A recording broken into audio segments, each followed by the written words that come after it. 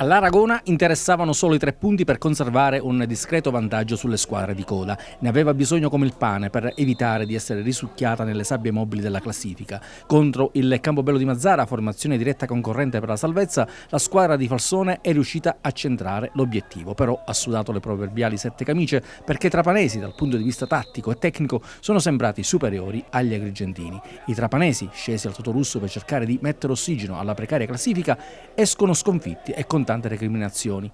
È stata una partita giocata a ritmi non eccelssi, con una leggera supremazia del Campobello soprattutto nella zona centrale del campo, con l'Aragona che ha avuto molte difficoltà nel servire i terminali offensivi. Poi quando Crisafulli è stato costretto alla resa anzitempo per un fastidioso problema muscolare, la formazione locale, senza un riferimento lì davanti, è stata superata nella velocità dell'impostazione del gioco, finendo con rischiare molto. Il fortunoso vantaggio su azioni di calcio d'angolo con tocco finale di Volpini ha però scacciato gli incubi, anche perché è arrivato quasi allo scadere la prima frazione di gara. Nella ripresa il Campobello ha cercato di riequilibrare la partita, offrendo però il fianco alle sempre più continue incursioni locali non ben sfruttate anche in superiorità numerica. I trapanesi hanno qualche buona opportunità, ma gli avanti sbagliano mira anche da pochi metri dalla porta difesa a Tilaro.